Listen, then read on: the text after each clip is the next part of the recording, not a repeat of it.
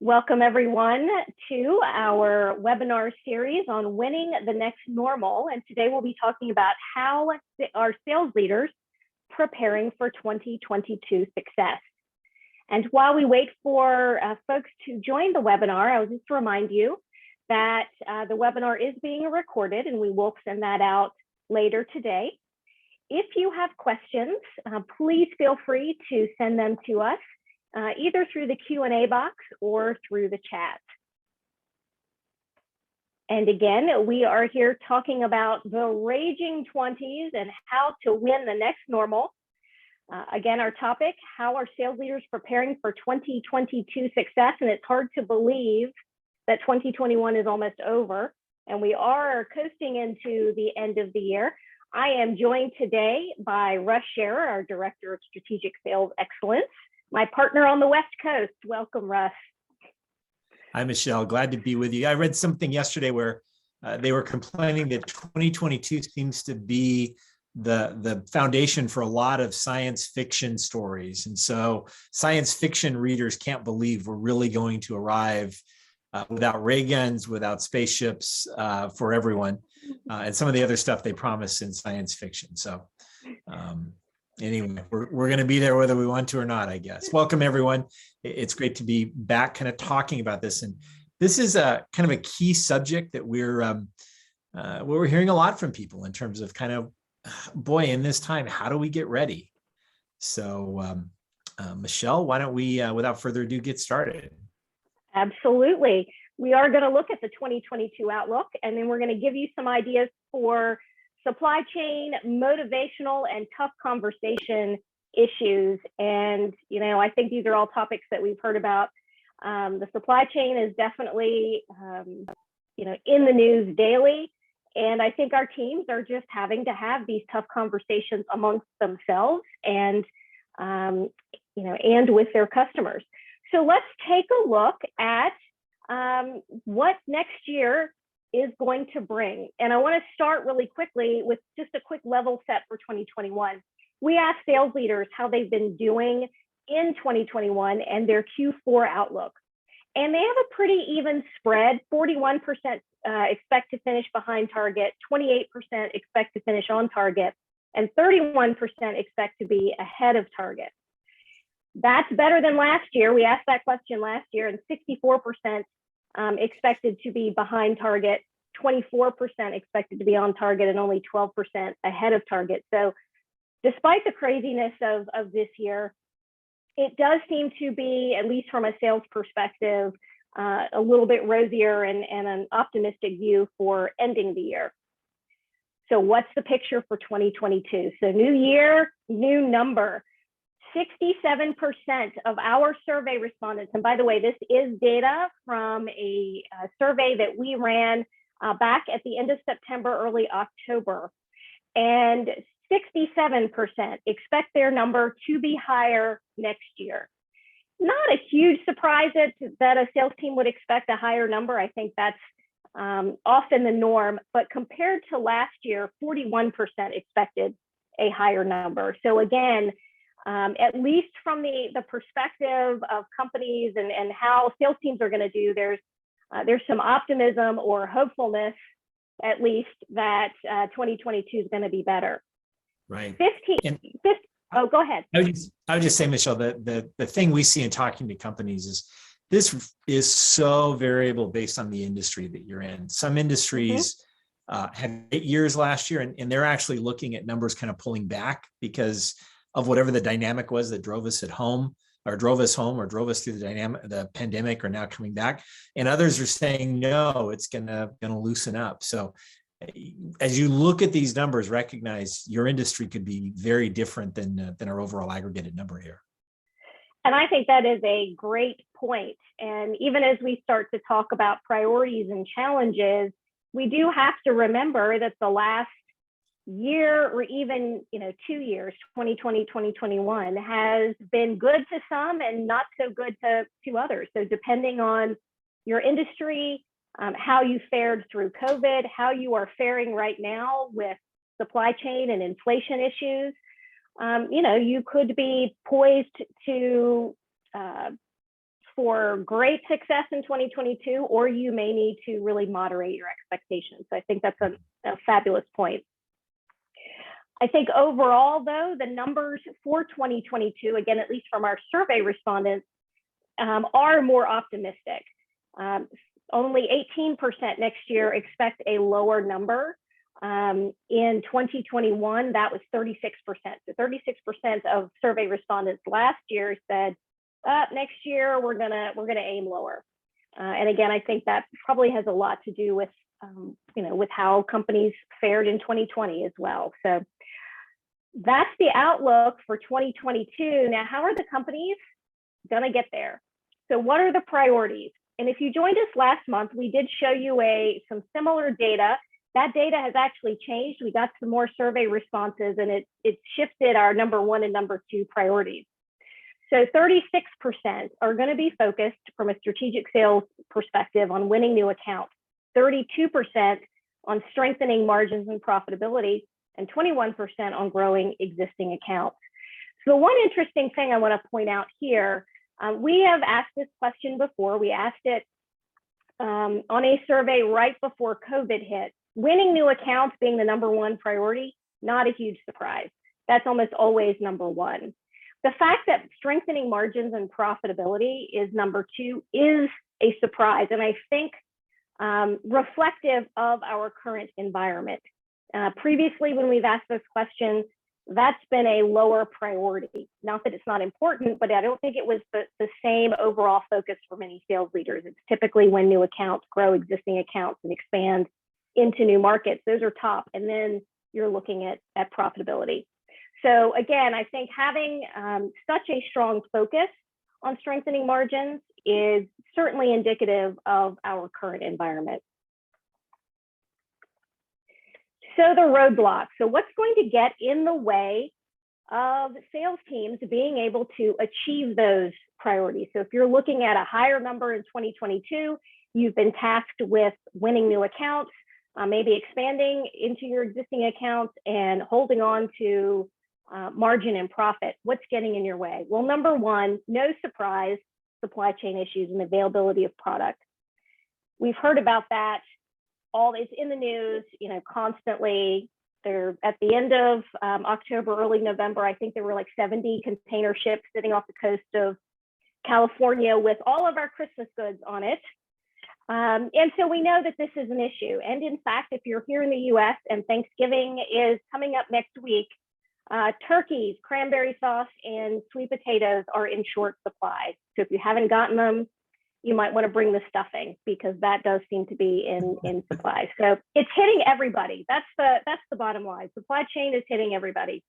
Michelle, if just to mention it, if you're interested in kind of a good descriptive, the Los Angeles Times about 10 days ago published an article following a board game manufacturer and all of the delays that they saw in getting product to market. It started with factories in China that printed their materials only being able to run shift due to limited electricity.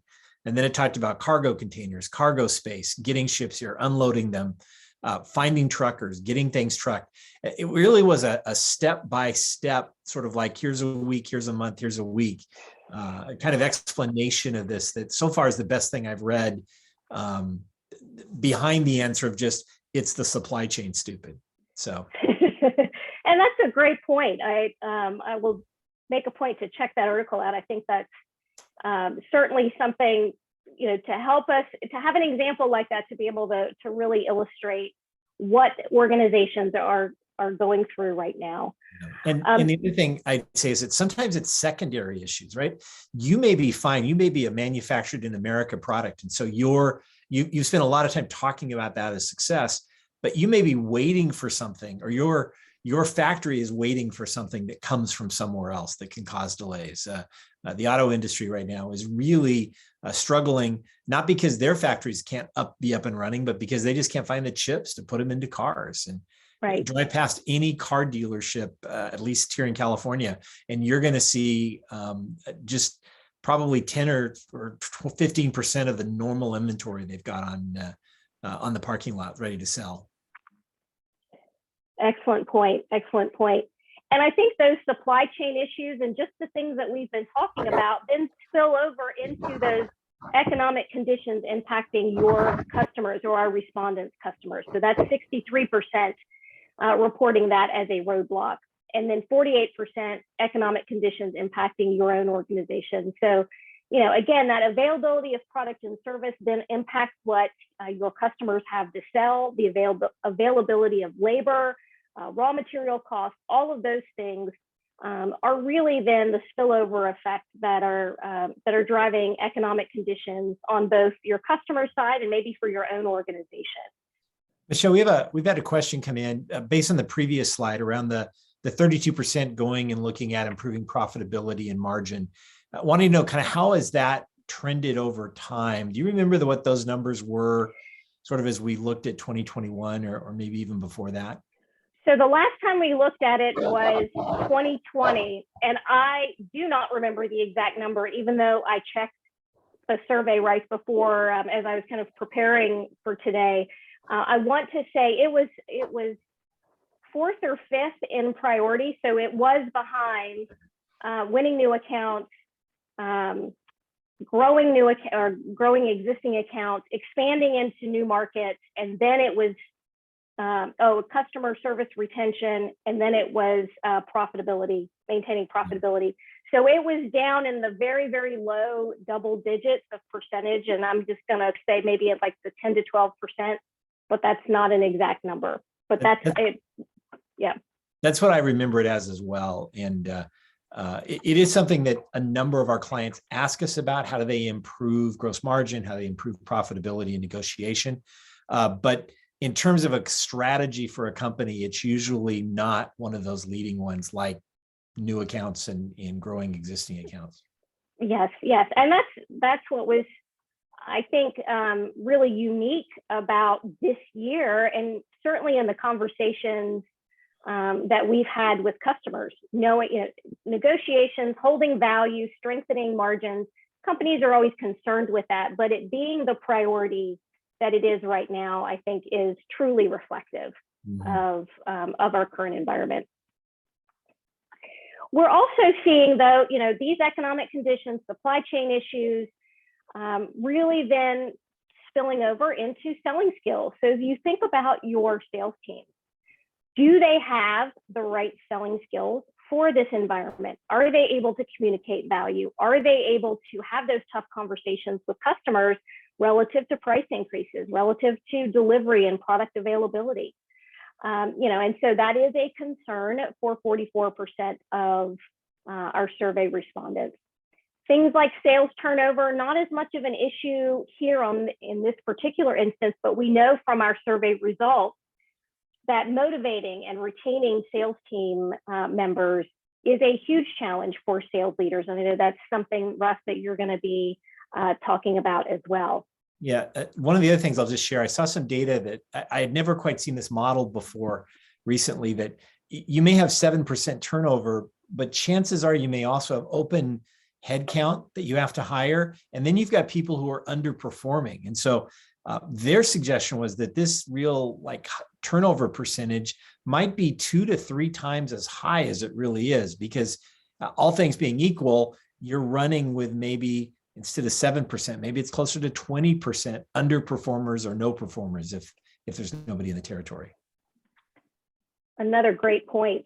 I think, we're hearing a lot about labor and, availability of workers. And that's, across the board. That's every industry, every job role, including sales. The ability to fill your open positions and keep your sellers engaged in their current roles, especially given all of these roadblocks and the types of situations that your sellers may be facing. So we are sponsored today by our Digital Selling Skills Lab. And we were just talking about whether or not your sellers have the skills to really be successful in this current environment. And part of the current environment right now is virtual selling, or as Russ and I have been talking about, the hybrid selling environment. So even as the economy continues to open, your sellers are still going to be interacting in a virtual environment, at least through part of the sales process in many cases. And so this training will help equip them with the skills to really be able to leverage digital tools, to be able to sell virtually and be comfortable and confident in those environments. I don't know if there's anything else you'd like to add to that, Russ.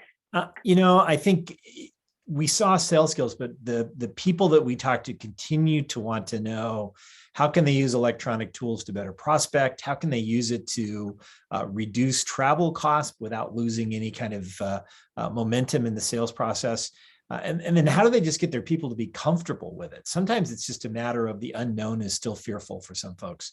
So it's great to get some practice and hands-on to be comfortable with the tool so that it kind of fades away and you're back to kind of the core selling issues. So if you're interested in learning more about our Digital Selling Skills Lab, please feel free to email us at contact@thebrooksgroup.com, and producer Rich is going to post that information in the chat box. So Russ, how do we plan for 2022? Boy, you love it when the numbers are all up and everything's growing. You know, we ended 2019 with this feeling like there wasn't ever going to be a better year than 2020. And while I think right now we're feeling 2022 is going to be better than 2021, it's still a struggle. So we're going to talk about some negative stuff. And the first one is motivation. What came up over and over again from everything I read is, how do I engage my sales force? They're tired, they're stressed, they're uncomfortable, they're maybe not going to make their number. How do I get all of this? And now I get to go to a sales meeting or get virtually on a sales meeting and say, hey, guess what? 41% of you didn't make your number last year, but we got a bigger number, so let's go get it. So as someone a long time ago, much wiser than I, said, there is a time to sow and there is a time to reap. And organizations are reaping the trust. Sales managers are reaping the trust that they've built in their teams and for their teams at this point. And we always make a distinction when we're teaching people on how to build rapport and trust, that it's much more important to be trusted than liked. Because when you're trusted, you can deliver bad news. When you're trusted, when it is bad news, people don't question it. And so right now, it's about how do you grow your trust levels. I had a great boss one time who was always, would do whatever it took. And at one point, my wife looked at me and said, really, you're going to be on the road again? Don't you realize how much, this company's asking of you? And she started to say, she was, would your boss do that? And she stopped mid-sentence and she said, you know what? He does. And by his example, I'm okay with you going off and doing it. So this is really on you. What's the example you built and how have you done it? We all know how to build trust, right? It's unfortunately something that happens over a long time. Honesty, following through on our commitments, admitting our mistakes, communicating effectively, and being transparent. I think some of the biggest feedback we get are when people think that their people can't handle bad news. And so they try to be too optimistic. And instead of inspiring people, you cause people to wonder sort of what's really behind that. So that's number one. And number two, the most important thing we could tell you if you're going to go off and try and work on this is, how do you build, not tell? We've mentioned this before, but a lot of our sales management programs do coaching, and we watch sales managers. They're good at drawing out their people and understanding, but they're too often they dictate a solution. And so some of the things that are important here are, some simple exercises. Does your group feel like a team? And if not, what are some small steps you can do to do that? Bring them together, recognize them with silly prizes. They don't have to be expensive. I was at a session not long ago. Somebody gave us made up wins. They had these award categories. Everybody got like a 99-cent trophy, but they recognized you for something that you were, and it helped you it helped me feel like I was a better part of that group. Ask how you can help, obviously. I think it's important now as well to help your team feel not only like they belong and that you care, but engage them and reinforce their competencies. Their confidence is shaken in a lot of ways. And so help them to be able to know that, yes, it's tough, but I trust you. I have confidence in your ability to go execute this. I know you can do it. And then empower them to make decisions everywhere possible. Try to give them the ability to do what's right. And for some people right now, if they're hitting their goals, you may have to not demand the extra hours. Give them the wisdom to say, I need to shut down this weekend and spend it with my family. I can't be on the road, or I can't be making calls. And if my numbers are good enough, then that's good enough. I don't remember if we mentioned it, but I've actually seen some compensation plans lately where with younger workers, managers are saying, look, when you achieve your goals for the day, you can go home. Now, those of us who are boomers would never do that. We'd always want to exceed the goal.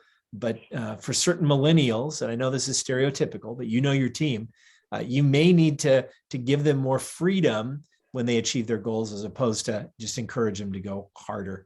I was thinking back, so I was preparing this, and I won't go into the details, but I remember one quarter we were going to come up way short, and the CEO called a meeting, and he said, "All right, how do we get there?" He didn't say, dictate this is what you're going to do, go try and make this happen. It became a discussion, and then we got all the ideas on the board, and then he said, "How can I help?" And then those are the kinds of team leaders you just want to go, kill for. On the other hand, I worked for a company one time where 1 year the CEO got up and just pounded the sales organization. You underperform, you aren't giving us what we need, you're holding us back. It was one of the most negative speeches I'd ever heard. He left the room. The VP of sales got up and said, "All right, how do we recover from this?" And he became this inflection point, like they're questioning our competence, they're questioning our ability to execute. How do we go execute? Kind of turned the whole thing around, and the company grew that year. The next year, the VP of sales had left. The CEO came. He was also now the acting VP of sales, gave the same sort of motivational, you guys are no good kind of speech. And within 6 months, half the sales team had left.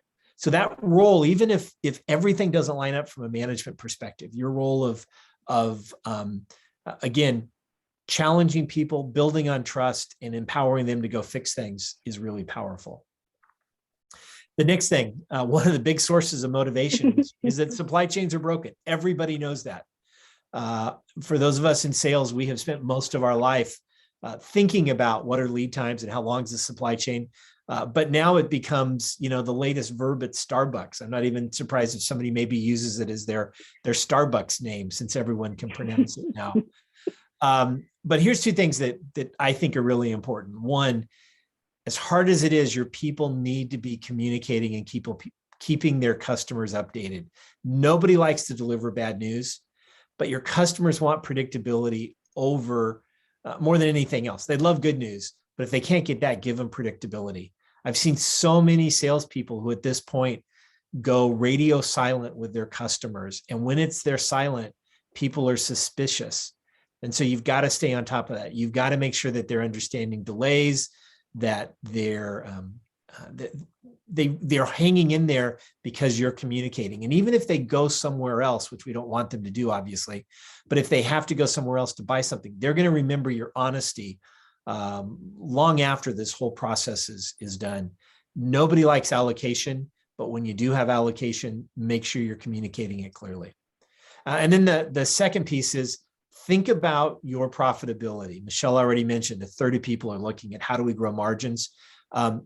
This is something that is sometimes very difficult to communicate with folks, that not all customers are equal. There are some we like because of their either ability to grow or the way in which they engage with us a whole lot better.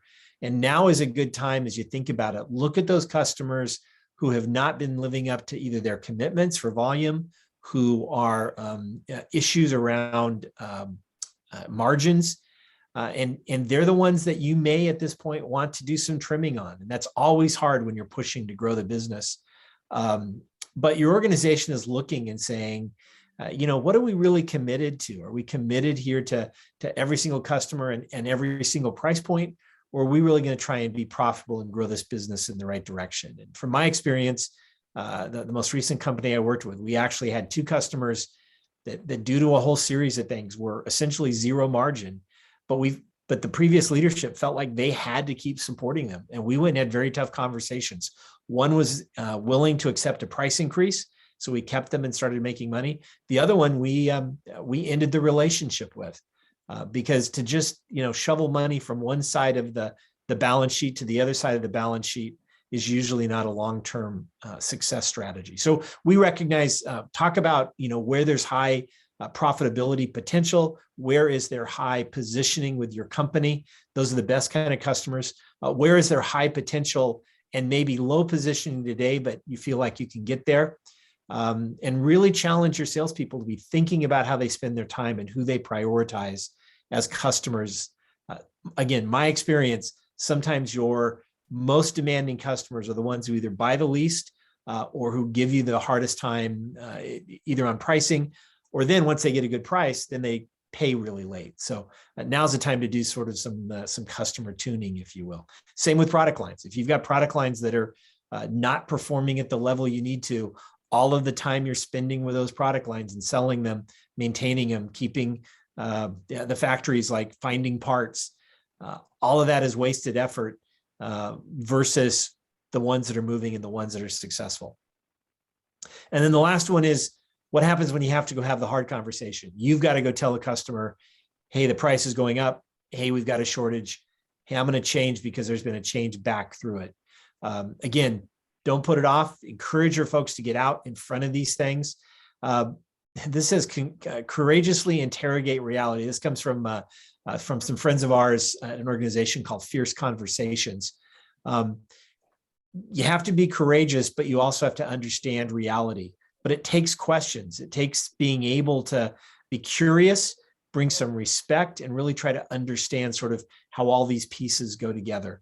They're facing the need for your product. You're facing the need for the product. How do we get there? Be real and authentic in terms of what's real. Don't overpromise. This is also a really easy time to say, well, the price is going up now, but we know in the future that there's maybe a chance the price will come down and then I'll give it back to you, or we'll give you a price cut at that point. Don't go out there. Just, this is where we are. We're going to stay in touch. We're going to work through it. Really train your folks to focus on listening, not speaking, because when we're listening, we get the ability to be more creative. We get to think around other solutions. We had a supply chain issue, a company I worked with a while ago, and the company had discontinued a certain product. And for a long time, the people in purchasing were just saying, we need this part, we need this part, we need this part. Eventually, the sales, the people who are supporting us said, there are similar parts, but it would take a little bit of re-engineering work. And within the course of about a month, we found 4 alternate SKUs, alternate product pieces, that we were able to keep our production volume going. So, but originally we were just asking the same question: when do we get this? And the salesperson should have been listening to how do we ship product, not how do we get that one part number. Practice empathy, not sympathy. We like to say that the difference here is empathy is when you feel for the customer, but recognize ultimately it's their problem. Sympathy is when you bring it on you. And so it's your problem that you can't deliver, but all the results and everything else, you can only do the part you can do. If they have other supplier issues or other challenges, you can feel for them, but you can't just sort of become awash in everything. You can only handle what you can handle.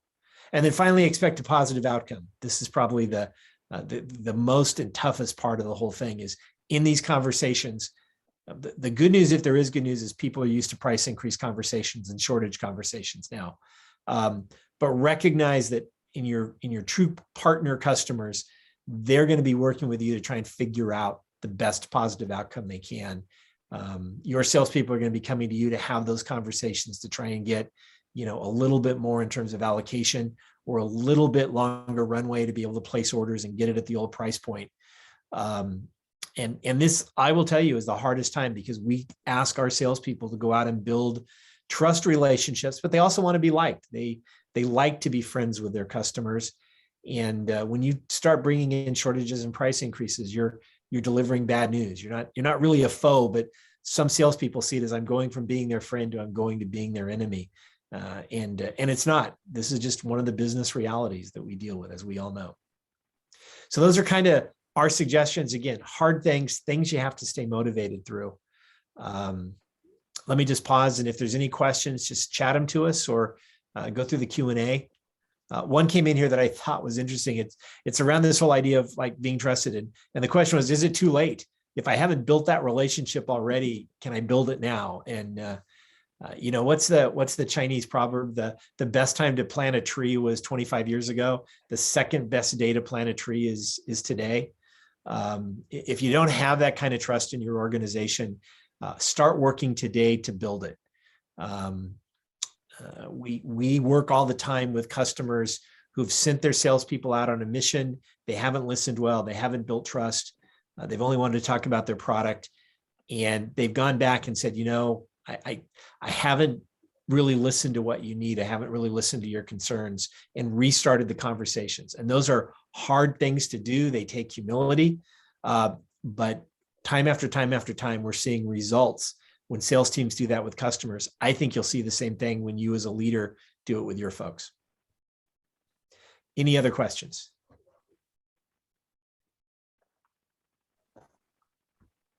Not so far. All right. Good information. We're pretty close to schedule. So let's hit kind of the 5 takeaways. I feel a little like Gary and Gary's Friday 5 here. Now that I didn't mean to have 5, Gary, if you're listening, I'm not copying you. Gary is our boss, by the way, for those of you who don't know. What do? Number 1, continually and consistently build trust. Your team will march with you anywhere if they trust you. If you don't believe that, go back and watch the movie Patton, when his troops disengaged, did this incredible winter march, and then re-engaged. They maybe feared Patton a little bit, but they also trusted that he was looking out for their best interests. Engage and reinforce their competence. Bring them into the conversation. Tell people where they're doing well, even in hard times. A single piece of praise sometimes can make a significant difference in somebody's attitude and their willingness to go hard. Communicate predictably. Let them know what's coming. These are your customers and your teams, by the way. No surprises. Have a cadence. If you're the person who owns that account and you've delivered all the good news, don't hand it off to a customer service person to call them and tell them their order is going to be 2 weeks late. Own the hard conversations. Rethink allocations as it relates to profitability. Think about this as a time either from a product trimming or maybe some low-end profitable customer trimming expectations. And then last but not least, make sure all of these, whether with customers or whether with your teams, you're listening with empathy and not sympathy. So those are our immediate best practices. And we will be back in January. This is our last webinar for 2021. So we wish everyone a happy holiday season. We'll be back in January with more great topics and a book, because Russ and I are working on a book on the 6 trends that are impacting sales leaders in the 2020s. And it's a compilation of all of the work that we've done over the last couple of years with these webinars and our research. Yeah. And we are very excited to share that with you in the new year.